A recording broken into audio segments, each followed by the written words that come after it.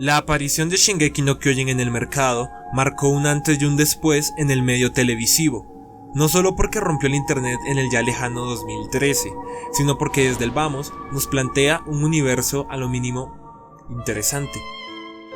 Shingeki no Kyojin en concepto es muy simple y fácil de describir, y esto no hace a la obra mala per se, todo lo contrario. En la simpleza prima la complejidad de la obra, ya que a día de hoy la historia ha avanzado a niveles más allá de las expectativas. Attack on Titan inició con un concepto simple, que con un muy buen desarrollo de acontecimientos se convirtió en lo que muchos pueden considerar una verdadera joya. Si yo pudiese describir en una palabra la serie, sería arriesgada. No solo porque esta se lleva por delante a los buenos, a los que no deben morir, sino por el magnífico desarrollo que le ha dado a su historia su creador, Haji Isayama. Al ser Shingeki no Kyojin su primera obra publicada en el medio, y teniendo, al menos al inicio, un dibujo cuestionable, sacó a la obra adelante, teniendo en contra su inexperiencia. Pero en este video en especial no vamos a hablar del manga, sino de su adaptación, y de aquello que la hizo tan grande, siendo este el motivo de entrada de este mini ensayo. Hoy vamos a hablar del piloto de Shingeki no Kyojin. El piloto es el primer capítulo de una serie. Es una idea anticipada de lo que podría ser un seriado, pero no es tan sencillo, ya que para que este pueda llegar a ser todo un éxito, debe dejar muy claro la rentabilidad del producto, el target o público específico y el marketing que podría servirle de propaganda. Viéndolo hasta ahí es una cuestión puramente de mercado, pero al hablar de mercado tenemos que hablar del mercado al que se enfrenta Shingeki.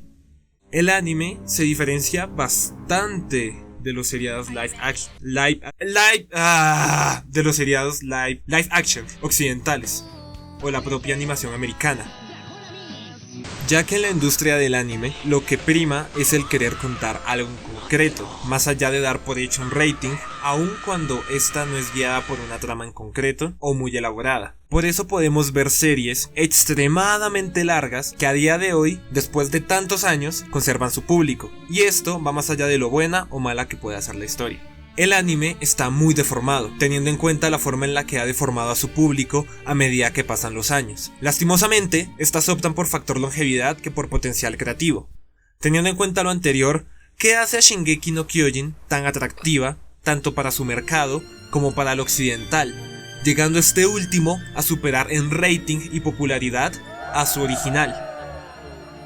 Vamos a desglosar parte por parte los aspectos técnicos y creativos de la obra, para tener una visión mucho más clara. La serie prioriza el foco narrativo de acontecimientos, siendo esto extraño, ya que los japoneses dejan que el ambiente sea mucho más prominente que su narrativa, lo que vuelve a la obra densa y lenta. Shingeki también tiene su ambiente, pero no centra su universo en él, sino en lo que pasa en él. La narrativa es el flujo de eventos en una temática en concreto, no confundir con la historia, siendo esta el orden consistente de eventos progresivos, es decir, la historia es lo que pasa y la narrativa es cómo se desarrollan los hechos. Este desarrollo puede ser lento, rápido, denso, sencillo, a fin de cuentas, bueno o malo. Generalmente la narrativa concibe poco interés ante las cualidades técnicas, por esta razón se necesita un flujo apropiado. Pero esto es algo que se construye prácticamente solo. O bueno, no solo. Attack on Titan viene a la luz gracias a Wit Studio, siendo esta su primera serie en ser publicada. El productor Josh Wada sabía lo importante que era escoger un director apropiado para encargarse de semejante trabajo, y todo el trabajo apuntaba a Yasuhiro Airi. Era el director con mayor experiencia y uno de los desempeños más altos de todo Japón. Pero entonces, tras mucho reflexionar, recordaron a quien se le daba el contraste dramático mejor que a nadie, a Tetsuro Araki, el director de la serie mejor valorada de la historia del anime hasta el día de hoy, la ya mítica Death Note.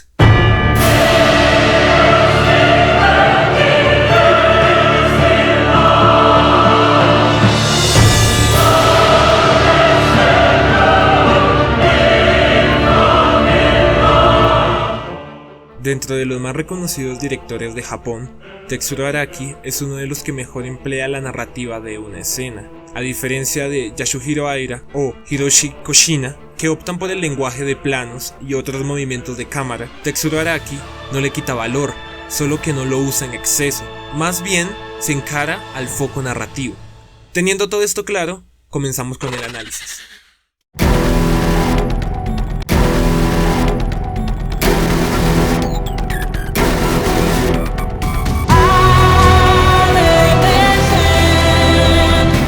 La primera secuencia inicia con un plano general de dos aves viajando al unísono, con un aleteo suave, y poco después, ¡pum!, pasamos a un plano detalle de los ojos verdes de Eren, que reflejan a los pájaros antes mencionados en su iris. Pero a pesar de que el cristalino nos enseña a las aves, es evidente que el joven está observando algo que está más arriba de ellas. Proseguimos con unos planos atmosféricos, que nos muestra que toda la atención la tiene el mismo punto, algo en lo alto que aún no se nos ha presentado, causándonos así interés. Siguiendo el movimiento de las aves por el espacio, se nos presenta parte del enigma, pero todavía no. La serie sabe que tenemos la atención puesta en aquello que está detrás del gran muro, pero se toma su tiempo. Nos muestra más planos atmosféricos y con un plano general con tilt up nos lo enseña, hasta que lo vemos y notamos lo insignificante que se ve la muralla y todos los alrededores en comparación del invasor. Con un aspecto amenazante y fatuo, nos enseña una muestra de poder y respeto. Este elemento ya por sí solo genera tensión, jugando con su principio más básico, ya que nadie sabe lo que hará, por qué está ahí, cuál es su objetivo, no sabemos nada. Y por el solo hecho de no saberlo, nos atrapa. Me gusta, lo compro. Y con una transición maravillosa, vamos al otro lado del charco. Figurativamente, haciendo hincapié en el estandarte del escuadrón de reconocimiento, nos enseña con una secuencia de persecución a un titán random lo que significa la furia de la humanidad ante sus acechadores. La secuencia nos muestra ¡oh my god, es Erwin! ¡Ah! Uno de los elementos principales de la serie, el equipo de maniobras tridimensional, y lo hace de una forma tan sublime que siquiera te da tiempo de asimilar lo que está pasando. Las piruetas y maniobras nos enseñan de qué tratará la serie. Es su carta de presentación a lo que nos espera. En pocas palabras, es una declaración de intenciones, que culmina con el punto clave de sus enemigos.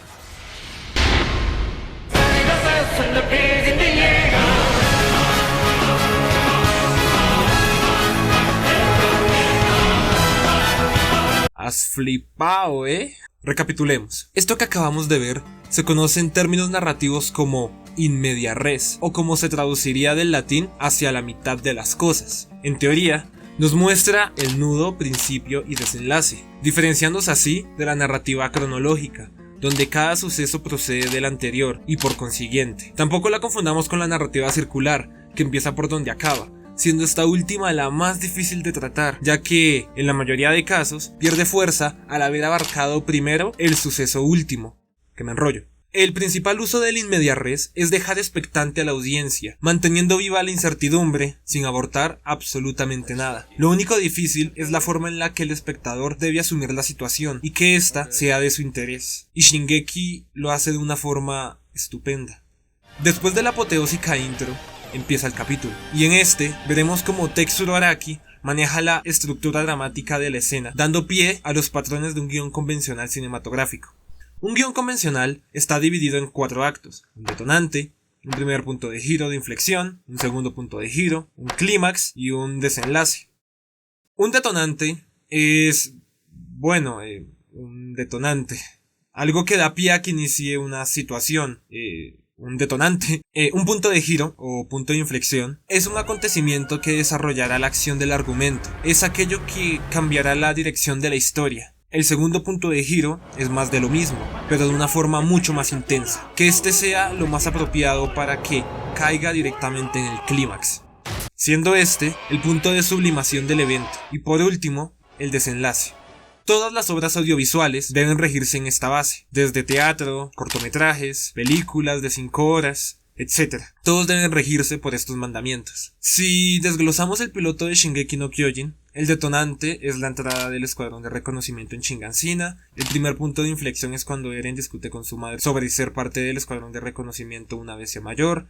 El segundo punto de giro se produciría al ver al titán colosal reventar la muralla y ver todos los demás titanes entrar al distrito, encaminándonos así al clímax, que sería ver a la mamá de Eren atrapada en los escombros y a los dos niños tratando de salvarla, dejando como resolución a la madre de Eren siendo devorada por el titán sonriente. Como podrán ver, la estructura es la misma, pero todo lo que hay en medio es lo que hace en sí que cada producto se distinga de otro y no todos sean la misma vaina. Tetsuro Araki sabe que el primer conflicto del piloto debe ser un evento importante, pero no muy considerable. Debía crear un origen sin intención de resolución. Y qué más poco importante que te maten tu madre, ¿verdad? ¿Verdad? ¿Verdad? Bueno, que me lío. Por eso, centra su enfoque a lo más importante de la obra, los personajes. Porque ¿qué sería una obra sin personajes? No hay, no existe. Ah, pero yo conozco unas películas coreanas donde... ¡Calla! Tetsuro Araki es consciente de que son el medio por el cual se desarrolla y se mueve la trama y el conflicto. Así que el capítulo empieza con el protagonista, que es el foco de atención. Debe ser la prioridad y el mejor escrito. Es el más importante y de nota de personalidad. Con ustedes, Eren Yeager.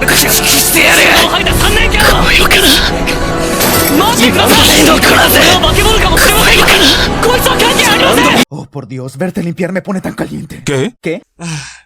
Eren es un ser insoportable. Bueno, ahora es choto que te cagas. Así que, ¿ok? Ok, polilla. Luego vemos al protagonista relacionarse con su tritagonista en un diálogo cortísimo, pero más que suficiente para notar la relación que manejan ambos. El capítulo está plagado de plantings. Por eso vemos todas esas imágenes en la epifanía que Eren tenía. El planting es un elemento que se usa junto al payoff en narrativa. Si traducimos planting, podríamos decir que es plantar, y payoff es recoger. El planting es un dato que se siembra de forma discreta para que el espectador no lo note, pero después pueda recordar que estaba ahí. Si este se hace bien, el espectador no le habrá dado mucha importancia y se sorprenderá junto al protagonista, sin sentir que algo se saca de la manga. El planting es el dato que ayuda al espectador a atar los cabos, generalmente a posteriori. El payoff es el pago de ellos. Es el típico, ahora lo entiendo. Oh, es verdad. Y el piloto de Shingeki está repleta de ellos. Hasta este se puede considerar uno. Se siembra al inicio, se recoge al final. Todo es maravilloso. Seguimos. Eren avanza con Mikasa y este le pide que no le diga a nadie que estaba llorando, pero la conversación es cortada al entrar en escena Hamnes.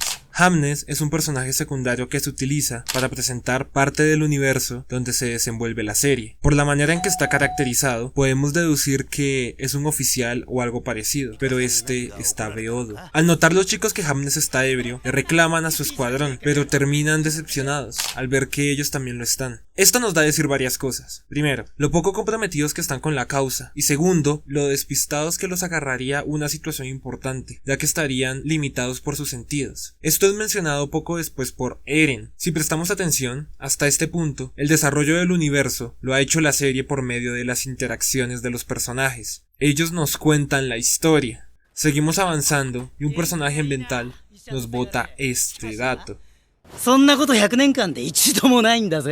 Este dato no es gratuito. Es el elemento cáustico que utilizará la humanidad para ver a los titanes como un daño menor, algo poco relevante. Suena irónico, ¿cierto? Proseguimos en la conversación y entra a colación el nombre de Grisha y la importancia de él dentro de la comarca. Y aquí hay un elemento de dirección que simplemente me encanta. Mientras Hamnes sigue hablando de el papá de Eren, Tetsuro Araki nos muestra steals preciosos de Shingansina, sus mercados, su gente, y acompañado de estos nos suelta este otro dato importante.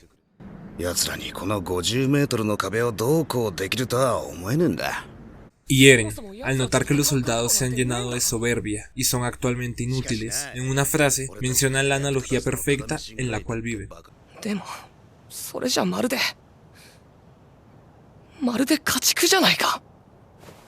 Esta frase nos da a entender la visión del protagonista en el mundo en el que vive, y al mismo tiempo nos transmite sus intenciones de no ser parte de él. Los niños continúan con su camino, y Mikasa le expresa a Eren su preocupación al saber que este quiere ser parte del escuadrón de reconocimiento, escuadrón que se nos había presentado al inicio del episodio. grandes, triunfantes, vencedores, siendo esto nada más alejado de la realidad. Con el sonido de la campana cortamos el diálogo y pasamos a la llegada de la patrulla, y la imagen no es más que desalentadora. Y esto no ocurre porque la serie lo diga, solo con lanzar la mirada entusiasta de Eren al recibir a los que él considera sus héroes, y estos al devolvérsela con una expresión desahuciada, nos lo dice todo. Perdieron. Y con las imágenes nos lo deja aún más en evidencia. La tensión se puede cortar con cuchillo, pero apenas es el inicio. Lo que vamos a ver es una escena de drama puro. Una señora del pueblo se acerca al comandante preguntando por su hijo Moses. El comandante, al reconocer el nombre de su cadete, pide que lo traigan y nos bota esto, dejando claro la poca sutileza de la serie ante lo gráfico. Es como si nos gritase a toda la cara que no se andará con rodeos, además de darnos un contraste de que, a pesar de lo bello de la vida dentro de las murallas, ellos vienen de afuera, del mundo real, el cual es primitivo y cruel. La madre desolada cae al suelo y, llena de cólera, pregunta que si su hijo fue útil, no importándole que haya sido o no un héroe, solo quiere saber si sirvió de algo el sacrificio de él ante la misión. El panorama se vuelve desolador cuando el capitán afirma que durante todas las misiones, hasta ese día, no ha servido de nada, ya que no hay ningún dato relevante para el empoderamiento de la humanidad hacia los titanes, dejándonos aún más clara la posición de los residentes de las murallas. No son victoriosos como los vimos al inicio, son todo lo contrario, son la presa, y lo único que los mantiene alejados de sus depredadores son esas altas tapias. Avanzamos un par de escenas. Momento, antes de pasar al punto de inflexión, quiero recalcar cómo la serie nos muestra la fuerza de Mikasa, aprovechando siempre la oportunidad para dejarla por encima. Después del interludio, los niños llegan a casa, y al instante vemos las condiciones en las que viven, y el tipo de familia que son. La madre se acerca a Eren y nota la cantidad de madera que recolectó, y enseguida se da cuenta de que Mikasa tuvo que ver en la misión, dejándonos en claro lo atenta que es ella como madre, mostrándonos aún en esos pequeños detalles las aptitudes de ambos. Pasan a la mesa, y el antes mencionado padre de Eren, Grisha Jäger, comenta que debe irse al interior de las murallas por 1 o 2 días. Y esto me deja muchas cosas que pensar, porque a pesar de que Isayama ha dicho que al crear su historia tuvo que empezar por su final, no sé qué tan consciente era de los eventos que estaba planteando desde el inicio, porque ya sabemos a dónde se dirigía el padre de Eren, y ahora sabemos lo que hacía. Esto me sorprende de gran manera, porque al crear una historia debes justificar por qué tu historia inicia donde inicia, y en el caso de Shingeki, Haji Isayama fácilmente pudo iniciar su historia aquí o aquí, pero a cambio inicia aquí. Me sorprende ese hombre, la verdad. Volviendo a la escena, Mikasa rompe el ambiente diciendo las intenciones de Eren al querer ser parte de la patrulla de reconocimiento. Los planos de reacción de los presentes son interesantes. Comenzamos con la madre, que gira preocupada y con ojos despavoridos. Su padre se muestra de espaldas, apenas reacciona, además de que no observamos su rostro, se encuentra calmo. Después Mikasa, que con un primer plano lateral se le ve un rostro lleno de compasión. Y por último Eren, que sabe lo que se le viene encima, vaya. Aparte de ser realizada en un montaje métrico, este inciso se me hace magnífico, porque resalta aún más las personalidades de los principales proveedores de la trama principal, valga la redundancia. Carla prosigue a reconvenir a Eren, dándole a entender lo peligroso que es el solo pensarlo, y ella tiene razón. Hasta donde la serie te ha enseñado, tú estás de su lado, la patrulla es peligrosa, y ella lo sabe, y en la forma en la que hace caer en cuenta a su hijo, nos produce empatía. Con tan solo una situación, la serie hace que te pongas en sus zapatos, hasta que... Eren, ¿どうして外に出たいんだ？知りたいんだ。外の世界がどうなっているのか何も知らずに一生壁の中で過ごすなんて嫌だ。ここで誰も続く人がいなかったら今までに死んだ人たちの命が無駄になる。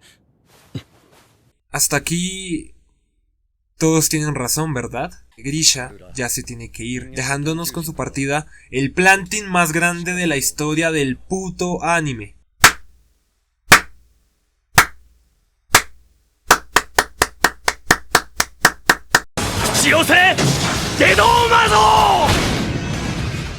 ¿Dónde está? これこの鍵この扉の鍵じゃない。 Después de la despedida de su padre, Carla reniega una vez más a su hijo la decisión de querer ser parte de la Legión, y este escatima de una forma muy grosera y se va. La madre le pide a Mikasa que cuide de él. Pasamos a la siguiente escena y se nos presenta al deuteragonista, siendo hostigado por unos capullos, que al ver a Mikasa huyen desprevenidos. Y sí, Mikasa está mamadísima. Estamos ya en el último cuarto de episodio, y se nos han presentado a varios personajes principales de la serie, pero aún falta uno, y este es Armin.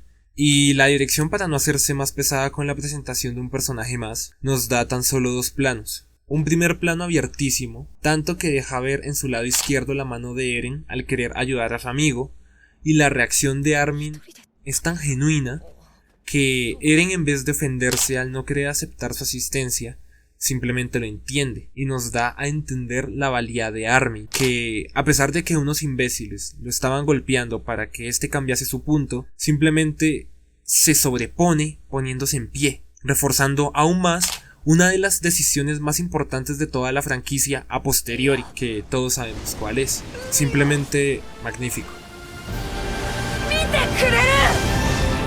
Pasamos a la siguiente escena y nos muestra la función principal de un deuteragonista, que no es solo asistir o ser el segundo con más importancia en la obra, sino la de darle dinamismo a los diálogos a tal punto de lograr una interacción, ya que Armin, al igual que Eren, comparten el mismo sueño. De ahí que su relación sea de las más naturales de toda la serie. En su conversación tratan el último cabo que faltaba, y es la censura por parte de la monarquía acerca de la exploración del mundo exterior, dándonos así un world building consistente. Después de esto, Armin comienza a armar un soliloquio fatalista, y la atmósfera se torna en tensión. Y Teusaur Araki nos da estos planos espejos en relación de lo que ocurrirá a continuación. La música asciende a tal punto que se calla, y vemos a las 2 aves con aleteo suave que estaban al inicio del capítulo. La dirección quiso jugar con la tensión demasiado, hasta el punto de precipitarlo tanto que cuando hay silencio, todos sabemos que todo se va a ir a la puta mierda. Con un relámpago vuelve el sonido. Los niños salen corriendo para ver lo que está a punto de suceder. ¿Cómo se maneja este hecho en la ficción? ¿Cómo se nos dice a toda la cara que los inocentes han perdido? Teusaur Araki hace un trabajo más que sobresaliente al llevar los hechos de la historia hasta este punto. Con este plano, muy parecido a uno de los iniciales, da lugar el momento más álgido del capítulo.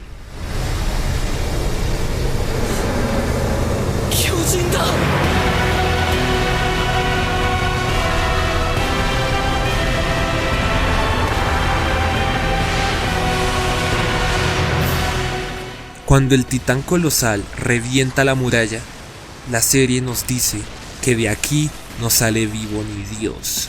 Los titanes comienzan a entrar y empiezan a devorar a las personas de Shingansina y a hacer mierda todo lo que hay a su alrededor. Y la composición visual hace hincapié en ello, colocando planos contrapicados. Este plano sirve para transmitir una situación de control, poder y grandeza sobre aquello que está en la parte inferior. Y los planos picados enseñan todo lo contrario, lo insignificantes que son los humanos ante tal amenaza. Los planos ambientales de ahora son completamente diferentes a los que reflejaban hace no mucho, viendo los anteriores como un espejo. Aunque esto ya se veía venir, con la muerte de todas esas personas, no es más que un tentapié de lo que nos esperaba más tarde. Eren sabe que su casa sería de las más afectadas por la dirección que tuvo el impacto del coloso y sale corriendo junto a Mikasa para allá. Armin, por otro lado, se queda catatónico. Viendo la crudeza del mundo en el que vive, Eren implora que cuando llegue todo esté bien. Gracias a la disputa que tuvo con su madre, sabe que no podría soportar la culpa si algo le pasase, siendo esta ahora mismo su prioridad. Aquí, el trabajo de los seiyus es espectacular. Al llegar a casa, Eren ve a su madre atrapada en los escombros. El niño, junto a Mikasa, tratan de sacarla de ahí. No importa que se hagan añicos los dedos, esperaba dejar el alma ahí mismo, pero el peso supera sus intenciones. Además, Carla le menciona que aunque llegase a sacarla, no podría huir, ya que los escombros aplastaron sus piernas, que es mejor que ellos se vayan y puedan sobrevivir. Al ver el panorama, Eren se da cuenta que todos corren ahora el mismo peligro, y aún más si se quedan ahí, pero el dejar a su madre no es una opción, y hace un empujón más, pero es inútil, simplemente no puede, y su madre le dice: ¿por qué no puedes hacerme caso, así sea una última vez? Dándonos así un pequeño detalle de la que quizá fue su relación hasta entonces. Eren es testarudo y continúa empujando, y cuando todo se daba por perdido, aparece Hamnes. El secundario del inicio llega como un héroe a último momento y con una entrada triunfal. Le promete a Carla que la sacará de esto y que todos saldrán con vida de ahí, dándole a los personajes y a nosotros, los espectadores, esperanza. Saliendo en búsqueda del titán, Hamnes sabe que salvar a los niños es mucho más sencillo, pero le dio su palabra. Así que toma fuerza, y al tener al titán de frente,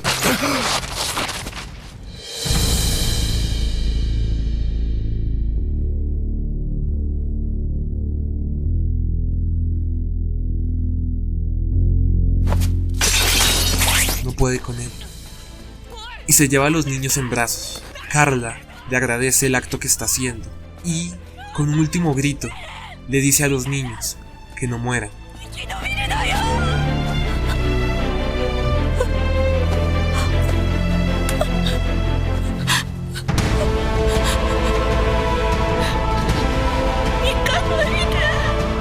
En el momento en el que suena de forma ominosa Fugolin Kifig, se puede dar por hecho que todo está perdido. Fugolin Kifig viene del alemán y este significa ave enjaulada, haciendo una analogía de cómo vive la gente dentro de la muralla. Y ya metiéndonos de lleno en la banda sonora, quiero hacer una acotación a este tema. No analizaré la banda sonora de Attack on Titan en este vídeo, pero sí quisiese hacer un pequeño aporte, y en especial a esta pieza. Al escuchar el tema podemos darnos cuenta de varias cosas. La primera es que el tema, al igual que su título, está en alemán, cosa curiosa en su momento, pero a día de hoy podemos ver las relaciones de la historia de ese país con la de Shingeki. Desde el diseño de escenarios, que podemos deducir que transcurre en lo que sería un equivalente a los siglos XVIII y XIX, en la transición de la Edad Media a la Edad Contemporánea de dicho país, partiendo de la base de su edificación y vestimenta. Además, tenemos apellidos como Jäger, Smith y Ackerman, quedando aún más en evidencia. Enfocándonos en la música, debemos hablar del encargado de esta área, y este es el dios Hiroyuki Sawano. Hiroyuki componía a base de lo que él creía que es vivir dentro del mundo de Attack on Titan, con la información clave que Sayama le daba. La temática empleada para la realización de la banda sonora fue la música coral en protesta y la música religiosa medieval, haciendo así la base. Pero faltaba algo, y allí es cuando el señor Sawano decide agregar sintetizadores e instrumentos contemporáneos. En fin, al hablar de Fugolin Kifig tenemos que comenzar por lo obvio. La pieza está dividida en dos partes. La primera de esta inicia así.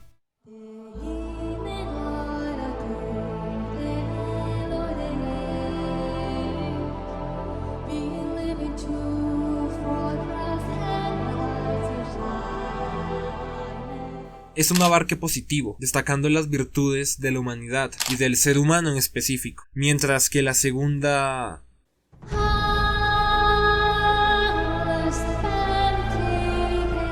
desde el vamos se plantea como un tema tétrico y fatalista. Al poner las dos en conjunto, el cambio es tan abrupto que pareciese que hace parte de otra cosa. Aquí podemos notar la gran influencia que Hiroyuki tenía para la música de la obra. Esta influencia está basada en el nacionalismo en Europa y la filosofía alemana.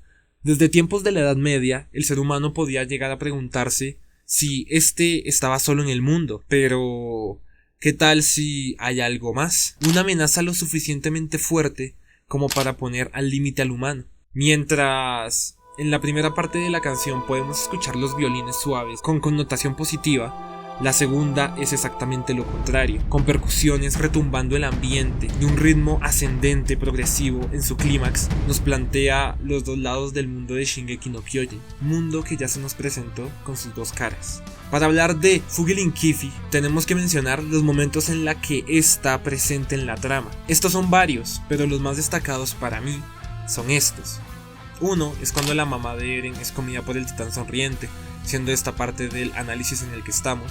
El segundo, la masacre a la que es sometida el escuadrón de Levi siendo esta ejecutada de forma simplemente brutal. La escena se nos queda grabada con la melodía tan trágica y triste. こいつを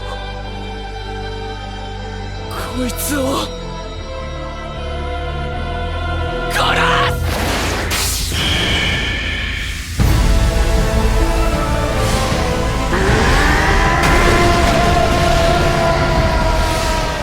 Y la siguiente vez en la que quiero remarcar este tema es en uno de los momentos mejores logrados en este medio, reflejados en una de las escenas más épicas de las que he podido ver en mi vida, y que de hecho me hizo enamorarme de esta historia llamada Shingeki no Kyojin. ライダー、やるんだな。今ここで。勝負は今ここで決める。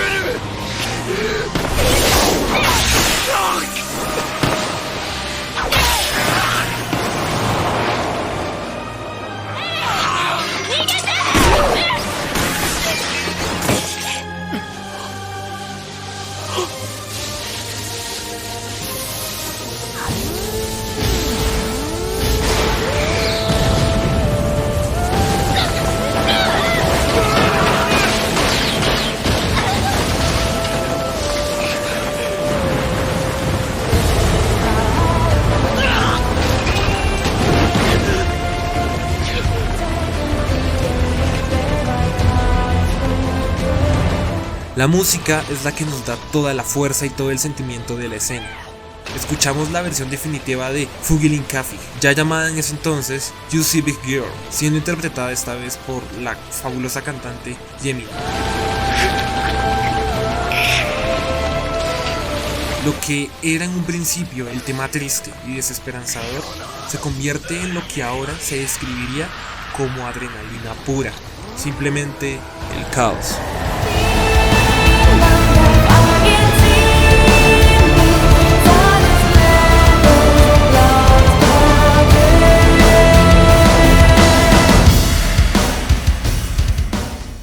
Volviendo al análisis de este piloto, llega a nosotros la muerte de Carlo. Ya todas las fichas están puestas, ya no hay nadie más que pueda hacer algo, y rompiendo los escombros de su alrededor, el titán la agarra, y con un último flashback se nos muestra lo peor. Con un grito desgarrador se nos presenta ante nuestros ojos la escena más dura del episodio. Disfruten.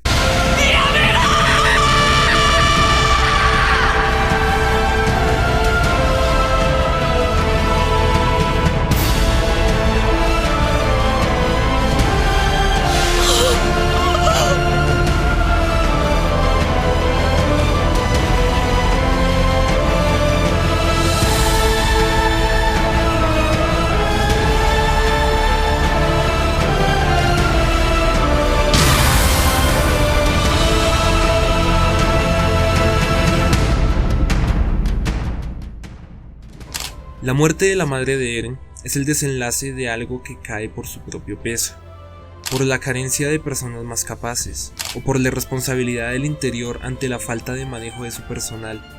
Pero sea como sea, ahí tenemos la respuesta de este mundo cruel. Por esa razón, el guión de este episodio es una joya. No nos muestra nada sacado de la manga. Todo lo que se nos presenta en él va enfocado directamente con el evento principal y el final. El sentimiento de pérdida es definitivo, es una escena de drama familiar, de dolor y sufrimiento. Con los timbales sonando solemnemente como timbales de guerra, la música se apaga y solo queda el silencio. Y entonces, con el clímax cerrado, el desenlace puesto, llegamos al final. El piloto de Shingeki no Kyojin funciona porque nos muestra una estructura más que eficaz para contar su historia, que es personaje, historia, ambiente, tema o premisa, vaya. No termina en un punto de equilibrio donde se resuelve el conflicto, lo contrario, te deja con ganas de ver más, y con eso ya cumpliste a la hora de realizar un piloto. La obra posee un diseño versátil que se presta para momentos dramáticos. A pesar de que deja bastantes plantings, esto no aleja al espectador de la trama principal. De hecho, cumplen el papel opuesto. Además, te muestra a la Trinidad, que serán los personajes más importantes de la serie. y aunque personajes como Erwin aparecen por ahí, no distraen del conflicto. La serie nos da campo para explorar a sus personajes y resolver preguntas como ¿dónde se conocieron? ¿Por qué deben estar juntos? Maneja muy bien sus tropos nocivos. Lo esencial de esta historia es inmutable, como por ejemplo las murallas, la muerte, por decir algunos. El cliffhanger no se buscó, más bien es un recurso que llegó solo. Esta serie, a día de hoy, se le pone a frente a producciones como Boku no Hero Academy, Tokyo Ghoul, Nanatsu no Taizai, por mencionar algunas. Compite con ellas directamente, y la verdad es que las sobrepasa. Esclarece muy bien a dónde quiere ir y cómo lo quiere hacer. Los valores de producción se agradecen y se aprecian, por supuesto, pero lo más importante no es eso. Un producto no se vende por lo impresionante que se ve al final. Lo importante siempre es la calidad del contenido. Siempre ese ha de estar antes de cualquier valor estético. El cine es un arte en conjunto de todas las demás disciplinas, y Shingeki no Kyojin tiene lo mejor de cada una de estas áreas. Tiene una narrativa que te pide prestar atención, además de que el guión avanza y no te da un respiro para volverte a explicar, te obliga a estar atento. Si analizamos los pilotos de las series mejores logradas, verás estas similitudes. Series como Breaking Bad, How I Met Your Mother, The Walking Dead, Stranger Things, Naruto, Death Note y un largo etcétera. Shingeki llegó para quedarse, y en las manos de Isayama la historia, y en Tetsuro Araki como director, estoy más que confiado que será un buen trabajo, porque lo que genera está a la altura de muy pocos hoy en día. Son las personas perfectas para crear las escenas de las que serán estas 4 temporadas. Y no siendo más, ¡adiós!